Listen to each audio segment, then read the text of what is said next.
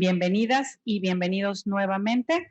Vamos a dar inicio al panel número 2, Desigualdad y brechas de género en el combate a la corrupción, reflexiones desde la perspectiva de los sistemas de transparencia y anticorrupción. Muchas gracias a los que continúan con nuestra transmisión en redes sociales. Hace uso de la voz Jessica Guadalupe Mejía Álvarez. Ella es la coordinadora de capacitación a sociedad civil del ITEI, quien será la encargada de moderar este panel y hará la presentación de sus invitadas especiales. Adelante.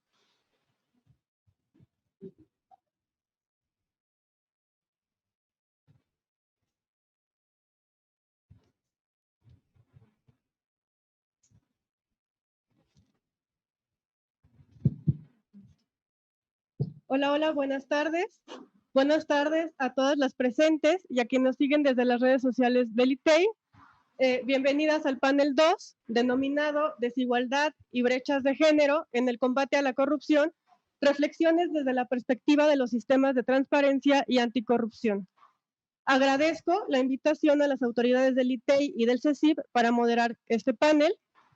Ahora bien, tengo el honor de presentar a los panelistas que participarán en orden alfabético en este espacio y por los tiempos que tenemos, leeré de manera breve la semblanza curricular de cada una de ellas.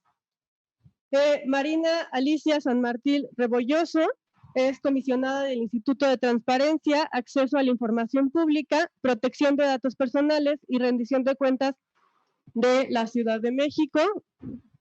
Bienvenida, comisionada. Nancy García Vázquez es integrante del Comité de Participación Social del Sistema Estatal Anticorrupción de Jalisco. Bienvenida, doctora Nancy, también. Y la maestra Natalia Mendoza Servín, comisionada ciudadana del Instituto de Transparencia, Información Pública y Protección de Datos Personales del Estado de Jalisco. Bienvenida, comisionada. En ese sentido, leeré muy brevemente los currículums, empezando con la comisionada Marina. Es licenciada en Derecho por la Universidad Nacional Autónoma de México, con un máster en Cooperación Internacional y Gestión de Proyectos por el Instituto Universitario de Investigación Ortega y Gasset, y un máster universitario en América Latina y sus relaciones con la Unión Europea por la Universidad de Alcalá, España.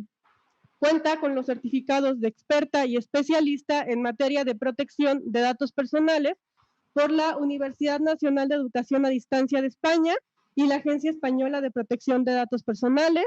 Actualmente es comisionada ciudadana del Instituto de Transparencia, Acceso a la Información Pública y Protección de Datos Personales y Rendición de Cuentas de la Ciudad de México, InfoCDMX. La doctora Nancy García Vázquez es integrante del Comité de Participación Social del Sistema Estatal Anticorrupción. Fue electa para un periodo de 5 años, de noviembre del 2018 a octubre del 2023, doctora en Investigación en Ciencias Sociales, especialidad Ciencia Política, por la Facultad Latinoamericana en Ciencias Sociales, sede México. Maestra en Sociología Política por el Instituto de Investigaciones Dr. José María Luis Mora y licenciada en Ciencia Política por la Universidad Nacional Autónoma de México. Actualmente es profesora investigadora del Departamento de Políticas Públicas de la Universidad de Guadalajara. La maestra Natalia Mendoza Servín es abogada y maestra en Transparencia y Protección de Datos Personales por la Universidad de Guadalajara. Tiene la especialidad de Secretaría del Poder Judicial de la Federación. Es egresada de la especialización en estudios de género por la Universidad Pedagógica Nacional, próxima a titularse, y está inscrita en el doctorado en Derecho por la Universidad Nacional Autónoma de México. Actualmente es comisionada del Instituto de Transparencia, Información Pública y Protección de Datos Personales del Estado de Jalisco y fue coordinadora de Transparencia y Archivo General de la Universidad de Guadalajara. A continuación les explicaré la dinámica de participación siendo la siguiente. Cada una de las panelistas contará en una primera etapa de 15 minutos para presentar su ponencia. En una segunda etapa, cada participante tendrá hasta un máximo de 5 minutos para completar sus argumentos y o exponer conclusiones. Cuando se vaya a agotar el tiempo, les avisaré un minuto antes levantando mi mano de esta forma. En caso de que no me vean, para las panelistas que están conectadas de manera virtual, les pediré de favor al equipo de informática que me ayude a escribirles un mensaje en el chat de que el tiempo ya finalizó. En el caso de la maestra Natalia, que se encuentra presente en las instalaciones del ITEI, le pasaré una ficha señalando que el tiempo ya finalizó. En ese orden de ideas, una vez señalado lo anterior, para empezar este espacio, diré que las brechas de género son una medida estadística que da cuenta de la distancia de mujeres y hombres con respecto a un mismo indicador, en este caso, la corrupción. De acuerdo con la encuesta nacional de calidad e impacto gubernamental publicada por el Instituto Nacional de Geografía, Estadística e Información, INEGI, se reporta la frecuencia con la que hombres y mujeres participamos o somos víctimas de actos de corrupción. Cada acto de corrupción experimentado por la población en México tuvo un costo aproximado de 3,822 pesos. Esta cantidad representa un promedio para las mujeres y hombres, pero su impacto resulta más significativo cuando lo ponemos en el contexto de la brecha salarial registrada para México, donde se estima que las mujeres ganan en promedio entre 27 y 33% menos que los hombres. Asimismo, las mujeres nos enfrentamos de forma recurrente a la corrupción en forma de violencia sexual. En 2019, el Barómetro Global de la Corrupción, publicado por Transparencia Internacional, indicó que 1 de cada 5 mujeres han sido víctimas de extorsión sexual. Entender las formas en las que la corrupción profundiza la precariedad de las condiciones de vida de las mujeres es todavía un asunto pendiente que se tiene que trabajar. Es necesario reconocer de forma inmediata que la corrupción tiene efectos diferenciados en hombres y mujeres, como ya vimos en el panel anterior, y que por ello es necesario tomar acciones concretas para evitar la profundización de las brechas que enfrentamos las mujeres en el ejercicio de nuestros derechos. La existencia de políticas públicas para establecer la participación de las mujeres en la vida pública y privada en nuestro país es un primer paso como mecanismo para incrementar el involucramiento de más mujeres en la vida democrática de un país. Hay muchos estudios que nos demuestran la importancia y beneficio de involucrar a las mujeres en puestos de toma de decisión y cómo esta acción cambia el entorno que las rodea. De acuerdo con ONU Mujeres, lo anterior se demuestra de la indudable capacidad de las mujeres en términos de liderazgo y como agentes de cambio. Por ejemplo, para enfrentar la epidemia de violencia que sufrimos las mujeres y que nos explica la omisión o incluso la complicidad de las autoridades en su actuar. Por eso, en este panel veremos la importancia de involucrar a las mujeres en los sistemas de transparencia y anticorrupción y cómo esto puede cambiar y mejorar el entorno de las mujeres de nuestra sociedad. Ahora bien, señalado lo anterior, damos inicio y le cedo el uso de la voz a la maestra Marina San Martín. Adelante, maestra. Muchas gracias, muy buenas tardes a todas y todos. Me da mucho gusto saludar a las y los comisionados del ITEI, agradecer mucho a Natalia Mendoza Servín, que estaremos compartiendo panel por ser la organizadora, y un saludo, por supuesto, al comisionado Salvador Romero y a Pedro Rosas, tan queridos amigos ahí del ITEI en esta mesa tan interesante de este panel de las dos mesas de análisis y de un tema muy relevante. Y me encanta también compartir mesa, por supuesto, con mi querida doctora Nancy. Qué gusto verte, Nancy, otra vez aquí a la distancia. Y bueno, pues ella ya les dirá de mayor expertise. Yo simplemente compartiré algunos datos de la parte que tiene que ver con lo que hacemos, y agradecerte a ti mucho, Jessica, por la intervención de moderar esta mesa. Me voy a permitir compartirles a ustedes una presentación que traje. Ahí iremos midiendo tiempo, ya lo puse, me van diciendo, Jessica, si no me interrumpen, si sigo, por favor, para no pasarme de los tiempos. un poco con el tema que nos toca de corrupción, ¿no? Y desigualdad. Y entonces quería traer, yo siempre luego uso frases como para explicar, de la expresidenta de Transparencia Internacional, de Huguet Label, que decía que la lucha contra la corrupción no es un fin en sí mismo, pero es una lucha por la justicia social, dice, por la paz y por la seguridad. Es decir, este tema, como decía el presidente al iniciar en la inauguración, pues está sistémico, está enquistado, no es lograr de, ay, ya, no tenemos corrupción, sino que es un trabajo constante de evitar este tipo de prácticas a las que estamos tentados y obviamente la idea de construir un Estado que esté orientado a la paz y a la seguridad donde no haya eso. Algunos datos que ustedes conocen perfectamente del índice de percepción de la corrupción 2021, en donde estamos como país, es la percepción, lo sé, ¿no? Pero al final es lo que nosotros creemos y vemos, ¿no? Es como cuando decimos somos muy felices, pero luego tenemos estos índices de corrupción y nos parece que no tan mala democracia, pero luego tenemos estos índices de corrupción. Entonces, la calificación pues seguimos no bien, ¿no? Con 31 puntos de una escala de 0 a 100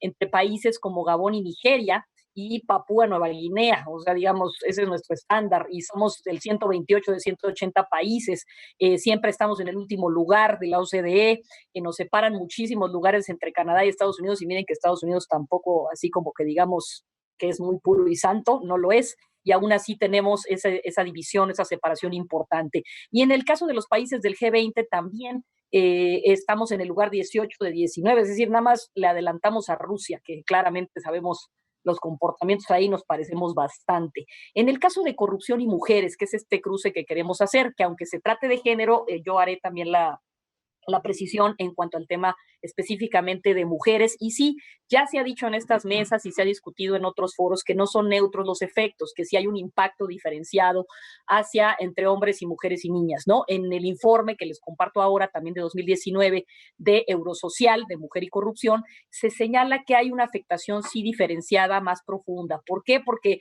nosotros tenemos una condición de pobreza mayor, porque ya de por sí sufrimos estas distinciones de discriminación históricamente marcadas, y luego esas todavía se hacen múltiples si hablamos de una mujer con discapacidad, adulta mayor, en una situación marginal, si es indígena, y bueno, pues le podemos seguir echando a la bolsa, y como está enquistado en nuestro sistema, pues se abona más. Y aparte también está el tema sexual, es decir, como cobro de favores en esta parte de corrupción. Y somos también las principales cuidadoras de familias, entonces también como somos las que luego hacemos trámites públicos, pues se nos agrava esa parte de enfrentar estas condiciones. Hay varias formas, y lo mencionaba aquí con la parte que luego trabajamos en datos, como el tema de sextorsión, que Transparencia Internacional lo define como este abuso de poder, pensando obtener favores de tipo sexual a cambio de algún servicio.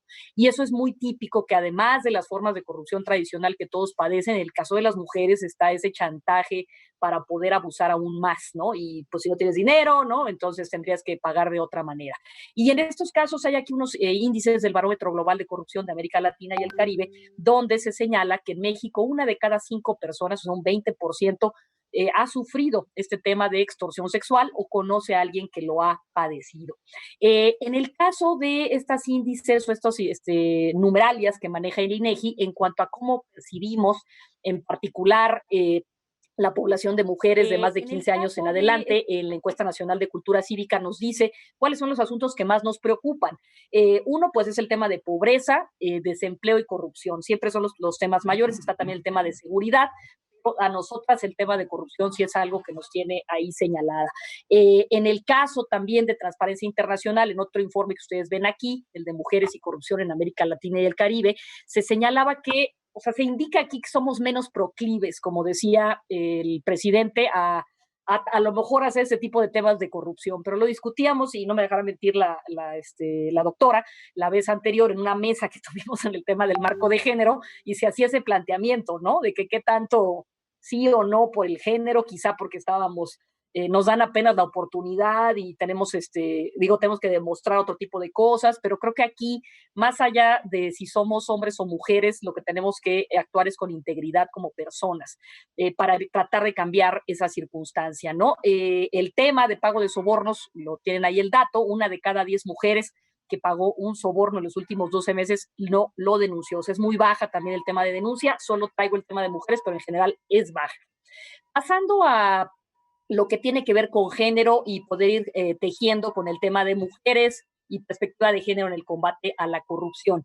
En el caso de género traje el concepto para poderlo abordar que Eurosocial nos da, que es esta construcción que hacemos de manera social como para, digamos, excluir a alguien, ¿no? Que comprende estas situaciones que me hacen diferentes el tipo de oportunidades entre hombre y mujer y que vincula una serie de desigualdades por este tema, ¿no? Centrándonos específicamente al tema de mujeres, quise traer estas directrices de combate a la corrupción que la Comisión Interamericana de Derechos Humanos en un documento llamado Corrupción y Derechos Humanos ha manejado como una serie de, digamos, directrices, recomendaciones que podrían ayudar para que las personas que tienen grados de vulnerabilidad como la mujer, o que están en una situación que se considera vulnerable, no porque seamos vulnerables, sino porque así es en esta, digamos, exclusión, ¿qué elementos serían importantes? Entonces, uno de ellos es que nos centremos en quienes son víctimas de la corrupción en todo sentido, tanto en el aspecto personal como en el aspecto social, y tratar de tener medidas de reparación. Obviamente, lo decía también el presidente, fortalecer a las instituciones y el Estado de Derecho. La impunidad es prima hermana, o no sé cómo decirlo, del tema de corrupción. Y bueno, generar un poco más de participación, el acceso a la información, que es lo que trabajamos la comisionada y yo desde esta trinchera, es fundamental también para la defensa de eso, el cuidado, aunque no venga aquí de datos personales también, para no sufrir estos temas de discriminación, y tocar el último punto que ustedes ven, que es igualdad y no discriminación. El tema de justicia también es muy importante para específicamente las víctimas, y lo que hacen las organizaciones y las labores de la gente que participa, por ejemplo, en los CPCs, de vigilancia, rendición de cuentas, explicaciones de lo que está pasando y estar como en cajas de cristal para poder saber y vigilar qué es lo que está pasando con nuestro recurso, con el tipo de políticas públicas y decisiones que se toman. Y por supuesto, incluir la inclusión ayuda a quitar este tema. En otro punto, si las mujeres en el poder, ¿no? Tenemos menos niveles de corrupción, como pregunta al aire, platicando con lo que compartíamos con la doctora Nancy en aquella ocasión, pues de acuerdo con la Oficina de Naciones Unidas contra la Droga y el Delito, algunas razones afirman que quizás sí, que las mujeres regularmente, como estamos excluidas de la toma de decisiones públicas, pues quizá al no poder participar, pues digamos, evitamos ese tipo de comportamientos. Pero pues eso, insisto, es un tema de personas y de integridad, me lo parece.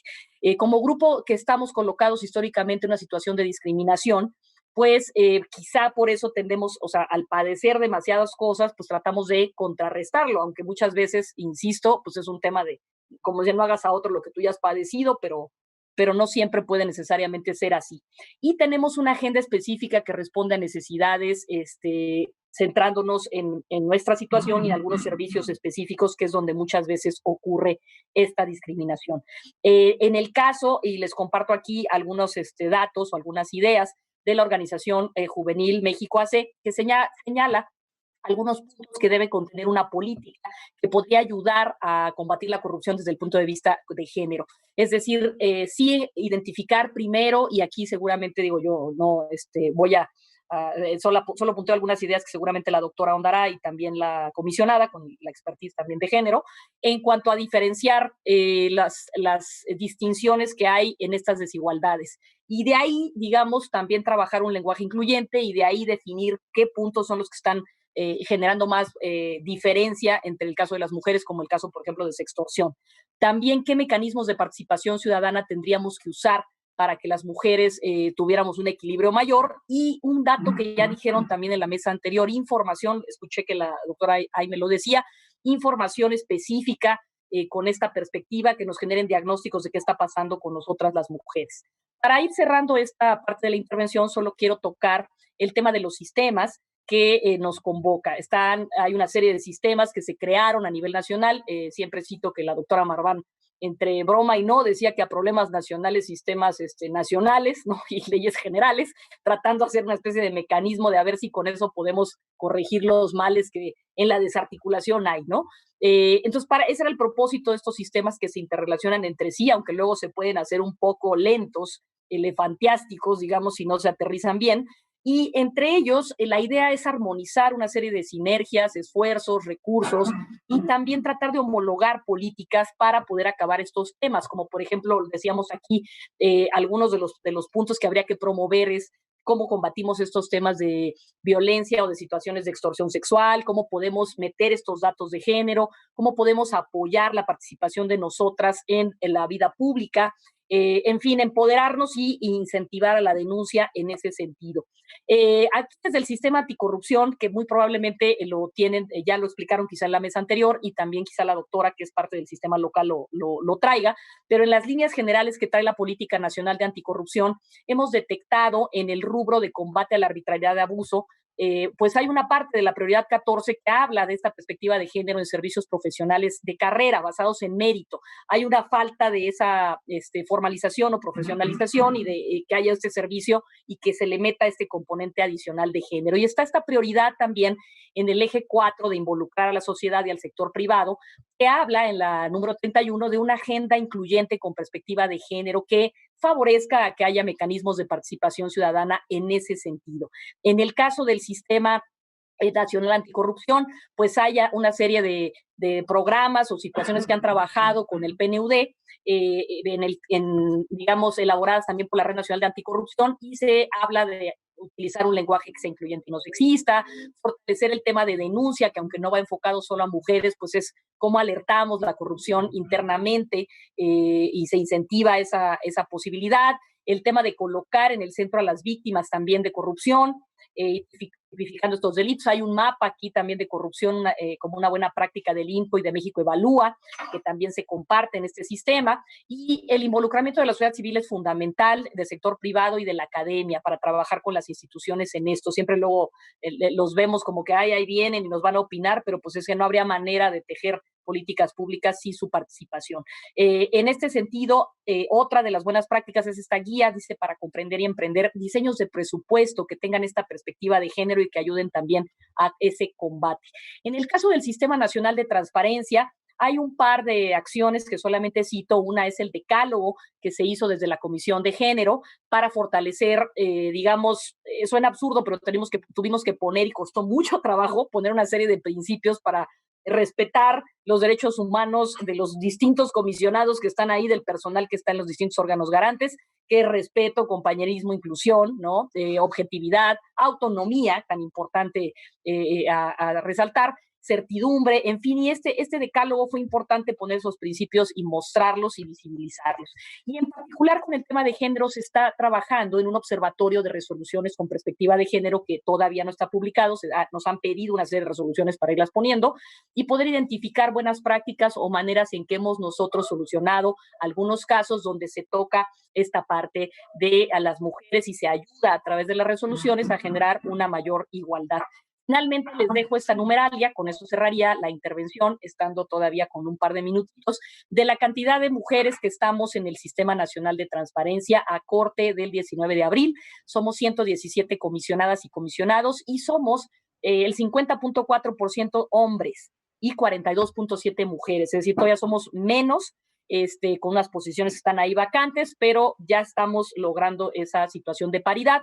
En el tema de presidencias, sí está bajo, son 13 presidentas respecto de los 33 organismos, y aquí ustedes pueden ver cuáles son las que están presididas por mujeres. Entonces, por ahí lo dejaría para luego entrar a una parte de conclusiones, querida Jessica, y no quitarles más tiempo, solo de compartirles estas ideas que seguramente mis compañeras panelistas abonarán con mucha más precisión y con mucho más expertise. Agradeciendo, por supuesto, a Litey. Gracias, comisionada y comisionados, por la invitación a participar en este panel.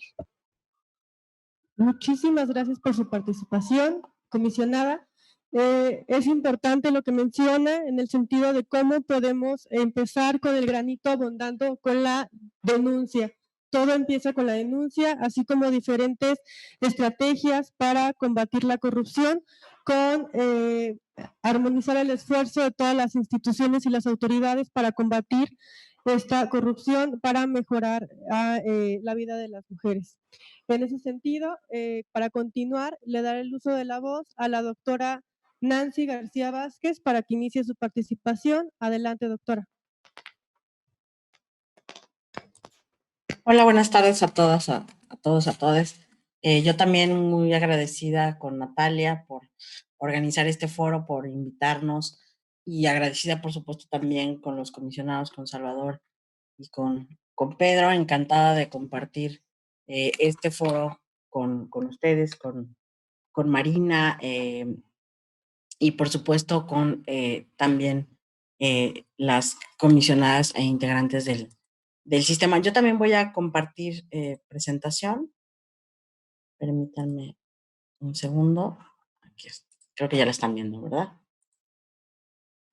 Y pues yo también voy a enfocarme en este tema de las brechas. Hace algún tiempo me tocó justamente diseñar un par de indicadores sobre brechas de género. Yo quisiera comenzar un poco enfatizando lo que ya han señalado mis compañeras, que las condiciones de desigualdad entre mujeres y hombres siguen y seguirán todavía por mucho tiempo afectando la vida de las mujeres, ¿no? Aquí es un dato con el que quisiera comenzar. En el informe global de brecha de género, justamente del Foro Económico Mundial, hay una enorme afectación derivada del COVID, y es que el cierre de la brecha global, que estaba estimado para 99 años, ahora ha pasado a 135 años, ¿no? Entonces nos tomará mucho más.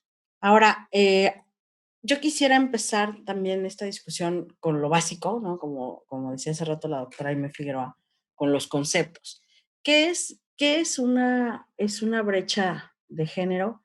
Y perdón, pero sigue siendo lamentablemente un concepto dicotómico, ¿no? Pero las brechas básicamente son consideradas como cualquier situación de disparidad en la condición, posición o acceso de mujeres y hombres en la sociedad. Es decir, es una diferencia, es una separación en el acceso, en la posición, en las condiciones o en las estructuras sociales, pero también es una herramienta metodológica. Y como herramienta metodológica permite medir de manera muy precisa y visibilizar la diferencia entre los hombres y las mujeres en el acceso a recursos, en el acceso a oportunidades y en el nivel de participación en distintos ámbitos, en el ámbito económico, en el ámbito social, cultural, político, etcétera, etcétera. Entonces, este concepto de brechas de género fue una de las herramientas, digamos, más tradicionales en los estudios de género, precisamente no solo para medir, sino también para visibilizar, para diagnosticar. E insisto, sigue vigente, aunque tiene invariablemente pues esta limitación que ya señalaba, que es completamente binario.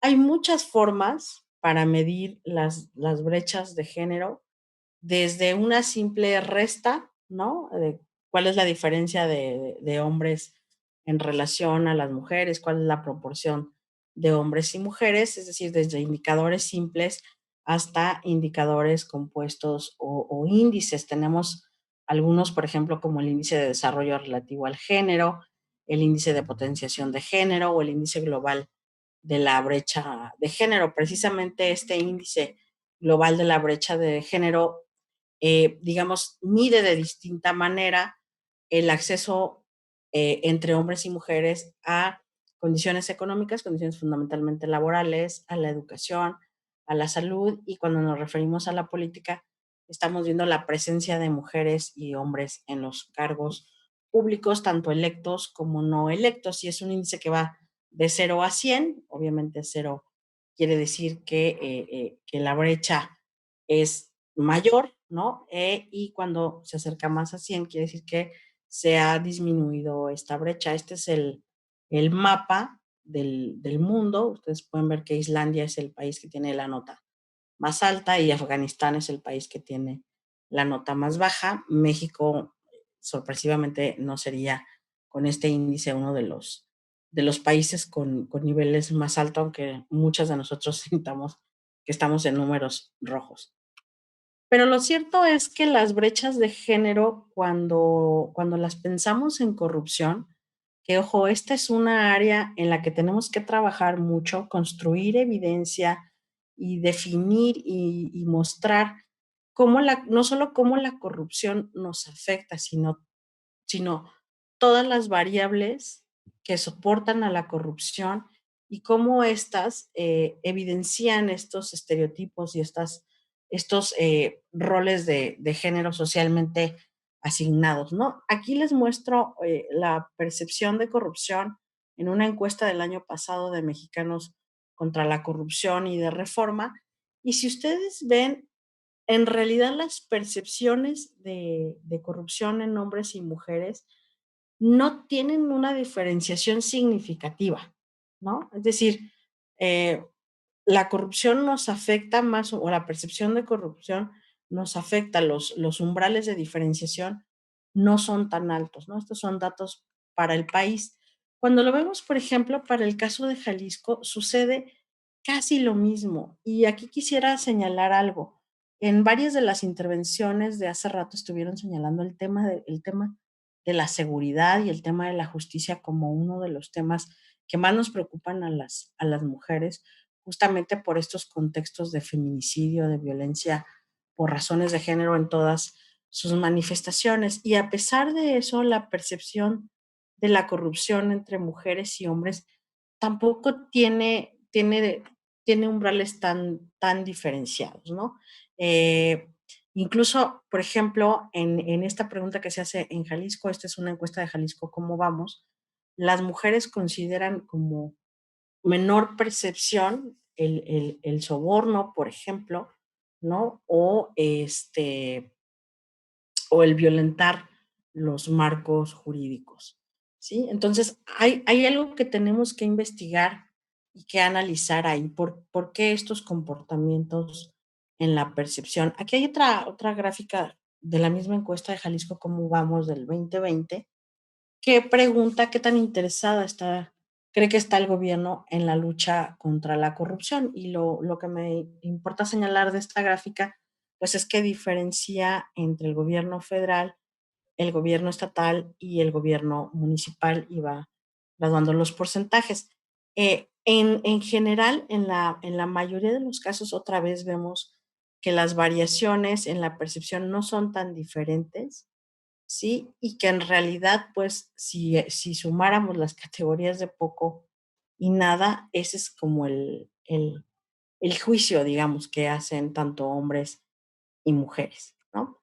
Ahora, con esta paradoja, ¿no? Con esta paradoja y con estos claroscuros en la percepción, ¿cómo nos afecta? Y aquí simplemente traje a colación algunas de las noticias de esta semana, en donde podemos ver cómo nos afectan las brechas de género si no hay una estrategia anticorrupción, ¿no? Es decir, hay diferenciaciones salariales, por ejemplo, en lo que puede ganar un funcionario y una funcionaria público por un mismo puesto, en cómo llegan, en cómo son asignados, en el salario que van a recibir, pero también lo podemos ver, por ejemplo, en la inseguridad pública, ¿no? O en la impunidad, por ejemplo, en este caso que estamos ahora en Jalisco del magistrado José de Jesús Covarrubias, ¿no? O por ejemplo, de la Asamblea Legislativa en Perú, donde uno de los integrantes del Parlamento fue acusado de feminicidio, ¿no? Entonces, lo vemos en no tener el acceso a la justicia que merecemos, en no tener el acceso a los puestos laborales que merecemos, en no tener los mismos salarios que los hombres. En fin, hay muchísimas afectaciones si no hay una estrategia anticorrupción. Y como señalaba la doctora Aimee Figueroa, Jalisco fue la primera entidad con perspectiva de género en su política anticorrupción, y de hecho algo que habría que subrayar es que es un principio transversal de la política anticorrupción. Concretamente, en la prioridad 14 y en la prioridad 31 se centraron, digamos, las actividades que tendrían que hacer. Y una tiene que ver, por supuesto, con mejorar las condiciones laborales de ingreso, promoción, desempeño, etcétera, de quienes llegan a la administración pública del Estado, pero también con una agenda incluyente y que contemple la participación ciudadana para trabajar en modo de red, ¿no? ¿Qué hemos hecho desde el sistema? Y hablo de manera colectiva. Bueno, como ya también lo señalaba, hubo un diagnóstico para la definición de la política anticorrupción. Hay un modelo de protocolo de actuación con perspectiva de género. Hay una biblioteca de género. Estamos ahora trabajando en un programa de sensibilización y atención de casos de violencia política contra las mujeres. Y concretamente desde el Comité de Participación Social nos hemos involucrado mucho en los procesos de designaciones públicas y cada vez más somos más insistentes en que los procesos tienen que respetar el mérito y capacidad de las personas y tienen que tener perspectiva de género, ¿no? Es decir, incluso yo les diría, por ejemplo, en el caso de las magistradas, en los procesos en los que hemos participado es muy evidente cómo la trayectoria de las magistradas es mucho más amplia curricularmente, se les exigen más estudios, por ejemplo, que a los hombres, ¿no? Y fundamos también la Red de Mujeres Anticorrupción y hemos hecho alianzas estratégicas con asociaciones feministas en el Estado, como Magistrada Ya, como la Red de Abogadas Violeta, como Tómala, ¿sí? Participamos en la Comisión de Equidad de Género de la red y hemos hecho talleres, mesas, etcétera, etcétera. Entonces, ¿qué podemos hacer para disminuir las brechas de género? Yo les diría, uno, formar masas críticas de mujeres, construir alianzas no solo con las organizaciones, sino también con los hombres, ser conscientes de que el hecho de que lleguen más mujeres a los cargos públicos en automático no va a modificar la agenda. Necesitamos construir una representación sustantiva y en ese sentido tenemos que construir alianzas estratégicas porque solitas no lo vamos a hacer, ¿no? Aquí quisiera visibilizar, y perdón por el cebollazo, pero a mí me importa mucho visibilizar a las mujeres que están en el sistema anticorrupción, porque todas hemos estado comprometidas en mantener la agenda de género. Ustedes saben que hay relevos y hay integrantes del Comité de Participación que se van, hay integrantes en el Poder Judicial que se van, ¿no? Y en los poderes públicos en general, pero yo les puedo asegurar que todas hemos estado comprometidas con mantener una agenda de género y sí quisiera visibilizarlo y presumirlo, porque no es desafortunadamente pues la tendencia en todos los estados del país, ¿no? Entonces, yo quisiera terminar mi intervención justamente planteando la necesidad de crear una masa crítica por integridad, es decir, no solo es llevar más mujeres, sino mujeres que tengan conciencia de igualdad, que tengan conciencia de género y que estén comprometidas, ¿no? Y que estén muy conscientes justamente de estas brechas de género y poder combatir justamente estos techos de cristal o estas paredes de cristal en los niveles de gobierno estatal y municipal. Creo que si podemos replicar este modelo de tener masas críticas a favor de la corrupción o a favor del combate a la corrupción, perdón, o pro integridad en los sistemas anticorrupción, creo que podríamos ir avanzando en una agenda nacional con perspectiva de igualdad y con perspectiva de género. Ahora, decirlo esto, pues suena muy sencillo, pero en realidad hay todo un proceso de cabildeo y de presión social para que mujeres con perfiles, con este tipo de perfiles, es decir, que realmente estén comprometidas, que vayan integrando una representación sustantiva, pues no es fácil, ¿no? Pero tampoco es imposible. Entonces, yo creo que hacia allá deberían caminar los sistemas anticorrupción, en no ceder en los espacios que ya hemos conquistado las mujeres en los sistemas anticorrupción y en hacer, insisto, alianzas estratégicas con todos los sectores sociales, políticos, económicos que tengan que hacerse. Hasta aquí dejaría mi participación. Muchas gracias.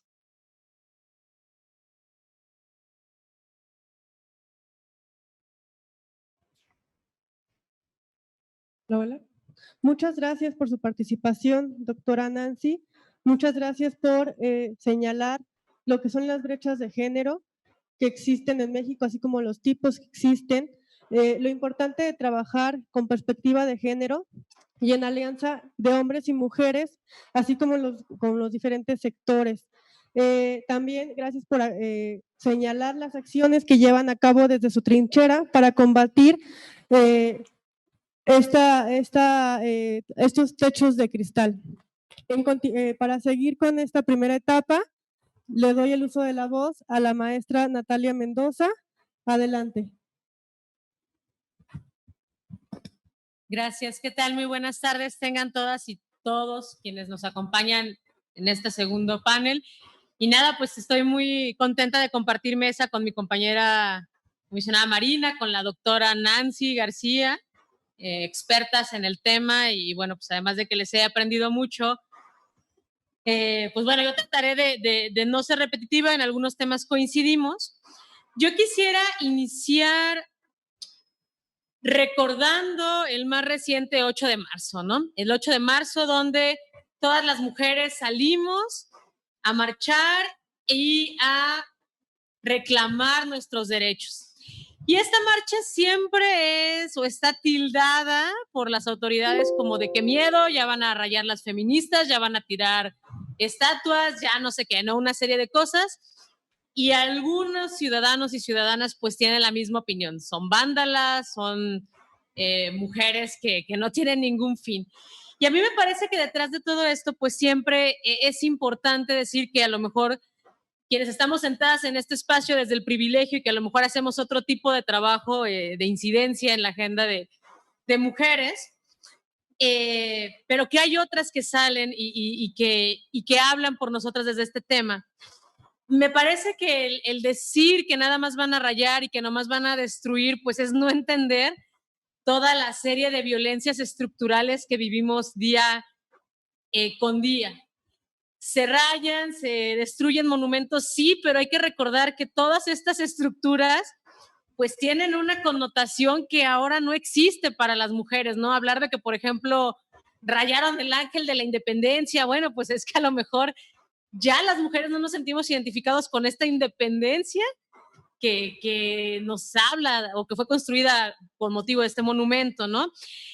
El hecho de marchar, el hecho de hacer este tipo de cuestiones es porque hemos llegado al límite en el que las instituciones no nos han escuchado y que además traen de fondo que no se han resuelto una serie de problemas como violencia, desigualdad laboral, desigualdad económica, estereotipos de género, que también ya dijeron mis compañeras de la mesa anterior y en esta, el simple hecho de vivir seguras. Desafortunadamente el día de ayer supimos que nuestra compañera Devani fue encontrada sin vida en un motel y además en su búsqueda se encontraron 5 o 6 cuerpos más de otras adolescentes.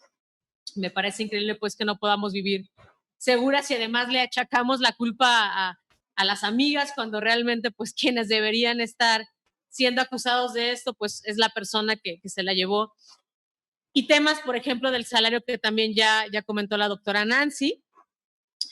Y al final del día todos estos problemas se traducen en problemas públicos ligados a la corrupción. Es decir, no nada más porque sí hay violencia contra las mujeres o desigualdad laboral o desigualdad económica o cualquier otro problema, ¿no? Estos son algunos ejemplos simplemente, sino que necesariamente se traducen en problemas públicos. Y alguien podría decir, o a muchos varones frecuentemente se les escucha decir, pues es que esos problemas los tenemos todas y todos, a los hombres también nos pasa. Y es cierto, en alguna ocasión aquí en el instituto estamos llevando una capacitación en materia de género que concluye justamente el próximo martes con masculinidades positivas. Y nos decía una experta que invitamos, Flor Rodríguez, que no es que no nos interese lo que le pase a los hombres, sino que justo los problemas de estereotipos hacen que no se visibilicen los problemas que también tienen los hombres y que están ligados también con temas de violencia machista, ¿no? Que no les permite expresar los problemas que tienen, pero el que ellos tengan problemas también no significa que sean iguales, ¿no?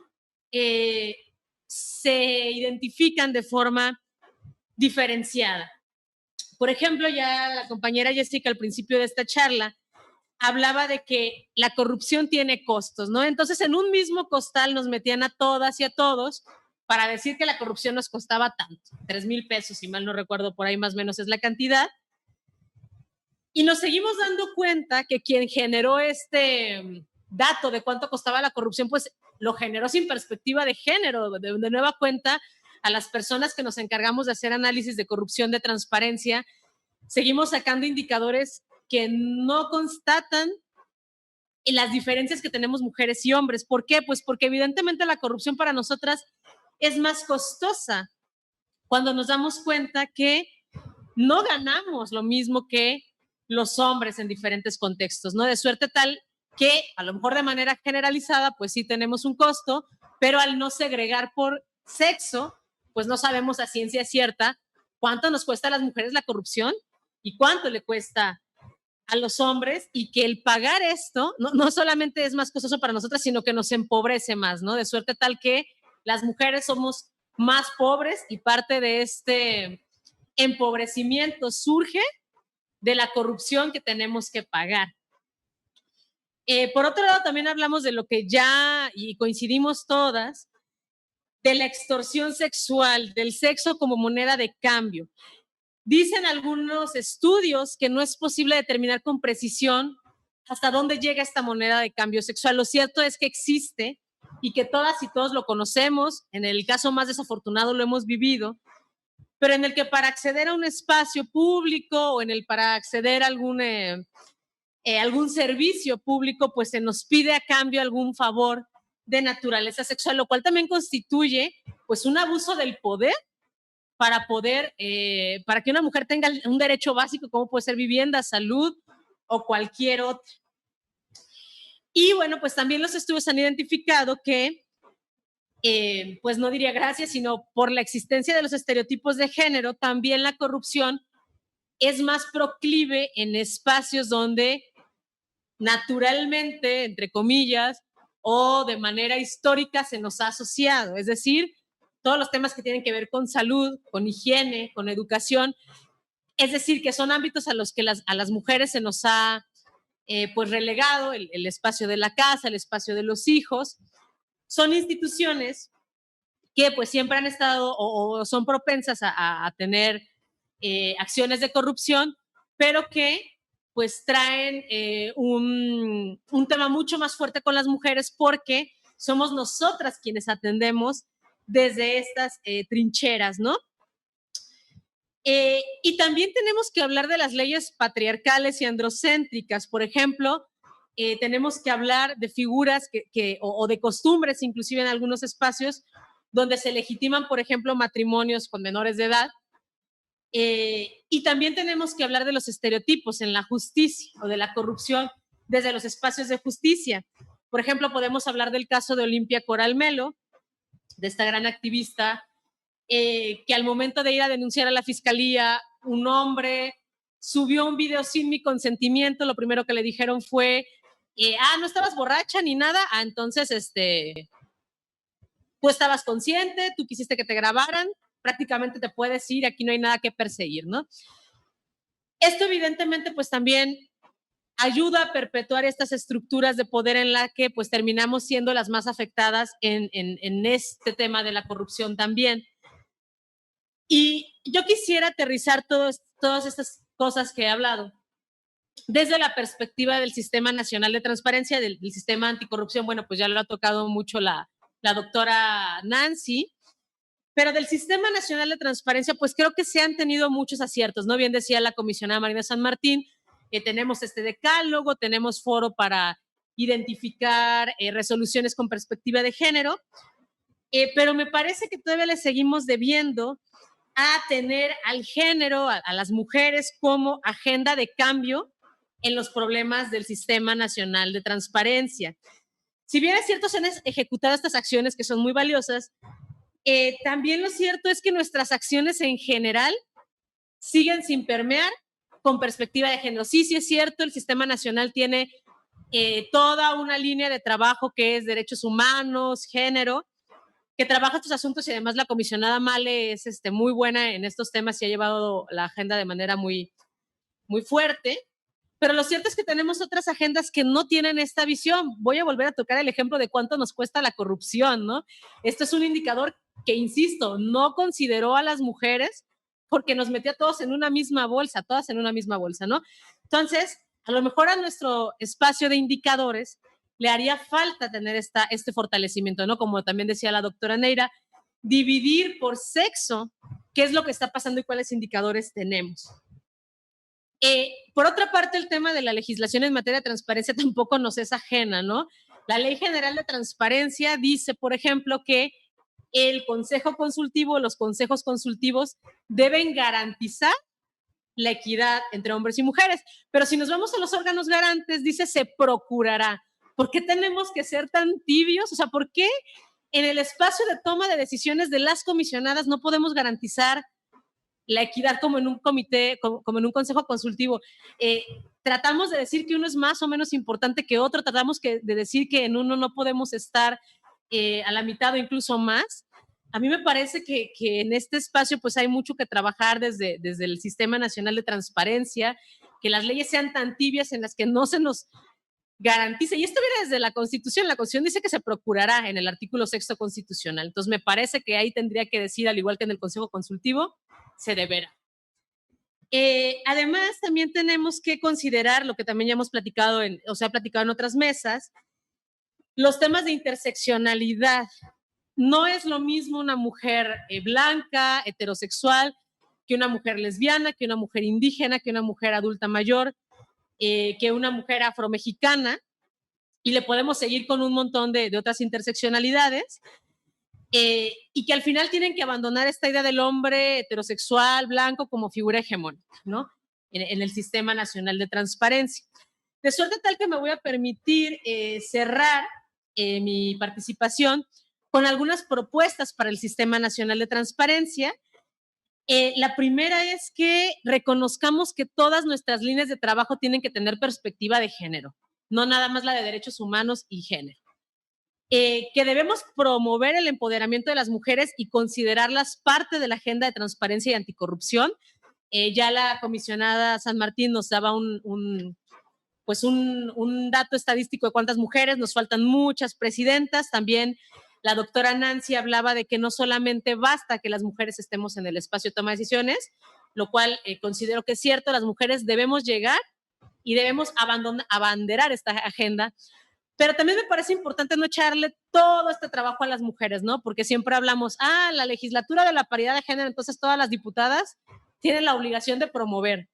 Pues no, o sea, sí estamos a veces arriba de la media, pero un 40 o a veces el 50% de los compañeros son hombres y no terminamos por darles la responsabilidad que ellos deben tener.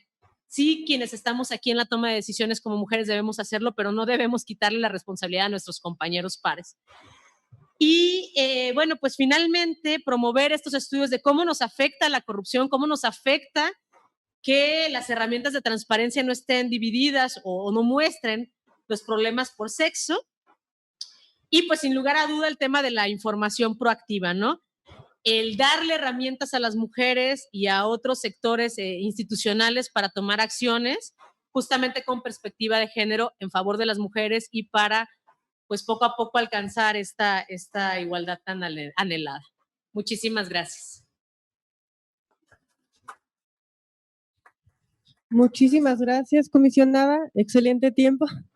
En este caso, es importante, concuerdo con usted, que el peor problema que enfrentamos las mujeres es la corrupción, que está tan enraizada en nuestra cultura y está normalizada. También concuerdo con usted que la corrupción es el principal generador de violencia hacia las mujeres. Para continuar con la segunda etapa, de 5 minutos, les recuerdo, le daré el uso de la voz en primera instancia a la comisionada Marina San Martín. Adelante, comisionada. Muchas gracias, Jessica. Escuchando con mucha atención las intervenciones de la doctora Nancy y también de la comisionada, que muy atinadamente también señala cuáles son las problemáticas, y sí coincido con ella en que le quedamos, todavía nos falta mucho, quedamos a deber y que tiene que ser acciones que deben ser transversales en todo sentido y sobre todo en la interseccionalidad. Voy a ser como muy breve en estos 5 minutos como para dar algunas reflexiones de lo que he escuchado y de lo que yo también traía, Y creo que atentamente uno de los temas que habría que poner es, ya lo decía la doctora, hay que visibilizar el tema, o sea, seguirlo hablando, visibilizar a las mujeres. Me tocó apenas estar ayer en la presentación de un libro de legisladoras en Veracruz, que pues hizo un recuento esta doctora en su libro de quiénes habían sido las mujeres que habían estado haciendo estos cambios legislativos, y no encontraba, tuvo que ir con los familiares para conseguir fotos, no había nada, pues alguna de ellas estaba mencionada solamente como la esposa de otro. Y entonces ese tipo de cosas creo que tendríamos que cambiar esa narrativa, o sea, visibilizar y cambiar esa narrativa. Hacer un análisis de datos, como decía también la doctora Nancy, concuerdo, o sea, en esta no clara diferenciación de percepciones o de estadísticas, pero que luego sí se ven reflejadas en una situación diferenciada entre nosotras, ¿no? Pero como que no el dato pareciera que no cuadra con lo que la realidad cualitativamente está mostrando de esta desigualdad, es decir, al estar nosotros en una situación de discriminación y de desigualdad constante, y luego esta interseccional, o sea, como ya lo hemos platicado, indígena, adulta mayor, migrante, qué sé yo, todavía se agrava y tienen los problemas de corrupción que a todo mundo pegan, pero que por esa diferenciación pegan más. Y entonces esa distinción habría que tenerla clara. También la intervención de nosotras, no solo en la toma de decisiones, sino también en el diseño de políticas públicas y de instrumentos, porque el enfoque no es el mismo. Entonces nos terminan haciendo las políticas solo hombres, y tenemos que hacerlo en conjunto, porque tampoco es una agenda nuestra solamente. Es decir, toca que la construyamos en los dos y que se sensibilice al otro sector, es decir, a los hombres, porque si no es una causa como perdida, es como los sujetos obligados que no entregarán información a los ciudadanos aunque quieran, un poco lo mismo en ese símil. Y imprimir esta visión que decía, la corrupción pues simplemente afecta a nuestros derechos y tenemos que lograr equilibrarlos. También apuntaría a lo del enfoque interseccional, que es fundamental tenerlo de manera transversal en todas las distintas acciones, no solo del sistema, de los distintos sistemas, como ya lo habían mencionado las compañeras. Y también coincido en el enfoque de, al llegar, no es solamente quien llegue, puede llegar a lo mejor, es el enfoque que le dé la persona que llegue. Las mujeres no es por llegar simplemente y ya lograrlo, también coincido con lo que decía la doctora, es el punto de inicio. Y eso no podríamos dar pasos atrás. Es decir, si ya tenemos ese espacio, ¿cómo lo aprovechamos? Y cómo sí empoderamos y cómo sí hacemos congruente la narrativa y no reforzamos los estereotipos. Y eso sería también para hombres y mujeres. Es más fácil que nosotros abordemos la causa, pues porque obviamente lo padecemos, pero hay que incluir al resto, si no, eso no va a avanzar. Y creo que nos toca construir también instrumentos al interior de los propios órganos garantes, en el caso de lo que nosotros estamos tocando, como hacia afuera en instrumentos, talleres como lo que mencionaba la comisionada, pláticas de sensibilización, temas de capacitación y formación, que es lo que trabajamos en la parte del info, me parecen fundamentales, porque son cambios de a poquito, desde el punto de vista de comportamientos en las instituciones y de comportamientos en nuestras casas y en nuestro día a día, y no solo en la parte de género, sino también una combinación entre lo que decía la doctora Nancy de integridad con ese enfoque de género, diría yo, e interseccional. Es decir, cómo hacemos esa integridad también con inclusión para evitar el tema de desigualdad en el permanente trabajo, no solo de nuestras acciones, sino también, insisto, al interior de nuestras instituciones, pero permeando en este cambio poco a poco de cultura de cada uno de nosotros en los distintos niveles, desde chiquitos hasta pues tema profesional. Y simplemente cerraría con una frase para poder concluir, de Patricia Moreira, directora gerente de la Secretaría Internacional de Transparencia Internacional, que decía que solo cuando seamos capaces de reunir a estos diferentes actores de la sociedad, en el caso civil, podremos lograr soluciones e iniciativas que nos den resultados que sean sostenibles y duraderos. Es decir, nos toca trabajar entre todas y todos desde nuestras distintas trincheras. Y nuevamente agradecer la invitación al ITEI a participar, y muy honrada de compartir mesa con la doctora Nancy, con la comisionada y, por supuesto, con esta moderación tan atinada. Muchas gracias. Muchísimas gracias, comisionada. Estamos dentro del tiempo, muy buen tiempo, gracias. Para continuar con esto, cedo el uso de la voz a la doctora Nancy García. Adelante, doctora. Bueno, pues yo también muy agradecida por la invitación. Insisto, reconocer el trabajo que hacen las mujeres al interior del sistema estatal, reconocerlo además entre nosotras, y en ese sentido, Natalia, te agradezco mucho, no solo la invitación, sino el que tú también estés enarbolando esta bandera de ir sensibilizando e ir visibilizando, pues cómo nos afecta la corrupción a las mujeres y qué es lo que estamos haciendo desde las instituciones. Te aplaudo por esta mesa y por esta agenda, ¿no? Insisto, vuelvo y reitero, todas las que estamos en el sistema realmente estamos comprometidas y cada una desde nuestras trincheras pues estamos colaborando. Yo quisiera rescatar algunas ideas, insistir en que tenemos que mejorar las metodologías para identificar estas brechas, tanto en las causas, es decir, qué produce, ¿no?, estos efectos diferenciados de la corrupción que los produce y cuáles son las consecuencias, cuáles son los efectos que tienen en la vida de los hombres, las mujeres, y mejorar estos indicadores. Otra cosa es, además de esto, construir, ¿no?, una teoría de cambio, que es lo que creo que nos hace falta.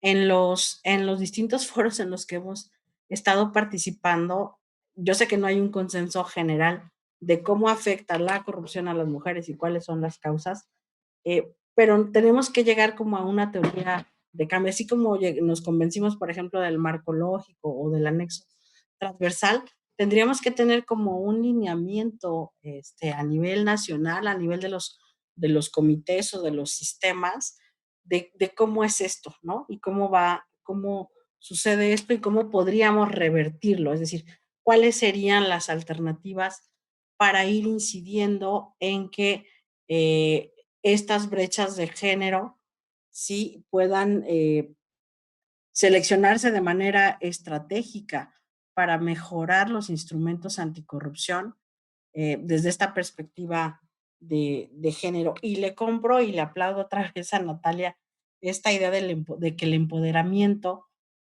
puede ser una estrategia en las políticas anticorrupción o en las acciones anticorrupción, porque creo que también es algo que no hemos discutido y que me parece que también puede ser una vertiente muy interesante, eh, cómo empoderarnos entre nosotras, ¿no? O empoderarnos desde las instituciones nos puede servir para denunciar sin miedo, para garantizar a las mujeres que denuncian, ¿no? Y para acompañarlas en este proceso, es decir, que no están solas. Entonces, ya desde el sistema hemos diseñado protocolos, pero creo que nos falta empoderarnos en ese sentido. Entonces, muy bienvenida esta idea de Natalia. Entonces, bueno, pues yo también nada más agradecer la invitación a este foro.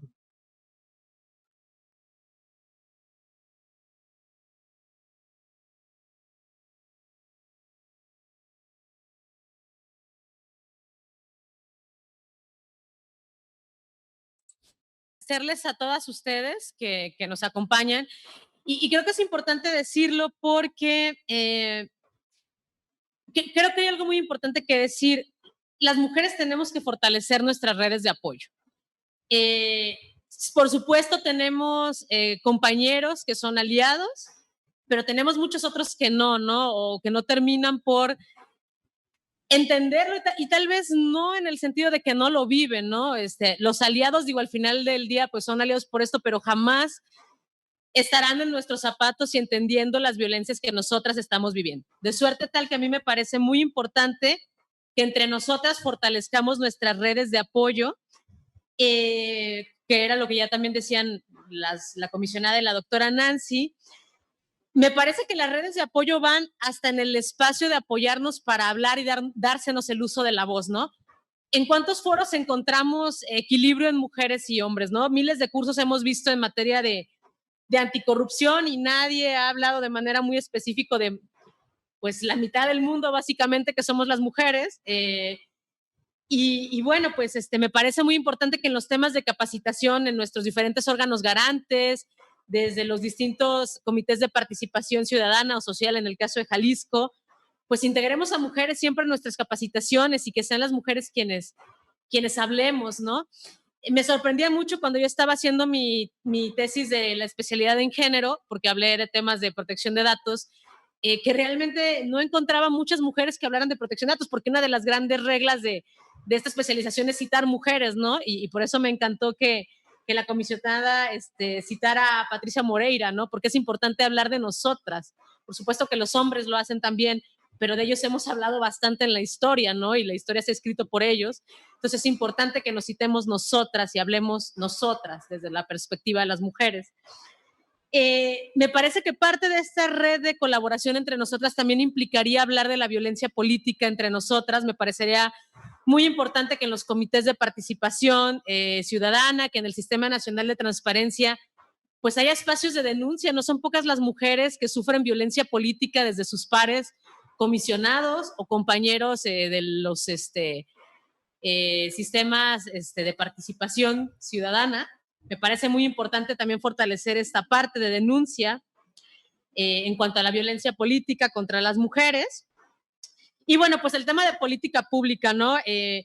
Platicaba yo alguna ocasión con algún colega que había un funcionario público en algún país que decía, no, pues es que ya todo es violencia contra las mujeres, lo único que no es violencia contra las mujeres es limpiar la nieve de las calles. Y alguien hizo el estudio y resulta que limpiar la nieve de las calles sí no considera la perspectiva de las mujeres, porque en ese país se limpiaban las calles de donde transitaban los autos y resulta que quienes usan más los autos son los hombres en ese país y donde debía limpiarse la nieve con perspectiva de género eran las banquetas porque eran las que más utilizaban las mujeres.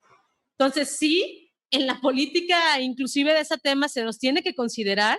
Me parece sumamente importante que los ejercicios de gobierno abierto que también se llevan desde el Sistema Nacional de Transparencia, pues tengan perspectiva de género, se nos habla a las mujeres para hablar de políticas hasta de limpieza de la ciudad, en la que sí nos afecta. Había mujeres que no podían transitar en la calle porque no estaban limpias de nieve. Y bueno, pues quisiera ya desde la trinchera de la transparencia y de la protección de datos simplemente decir que es importante que la información pública de obligaciones de transparencia a nivel federal, de información fundamental a nivel local, sí considere la perspectiva de género. La ley lo dice y es importante aplicarlo desde ahora que se empiece a generar, decía la doctora Neira, desde un origen con esta desagregación de la información. No es que les queremos dar más trabajo, es que si no, no podemos resolver problemas. Y también la protección de datos personales, pues para fortalecer la integridad de las mujeres que se acercan a los órganos en materia de transparencia.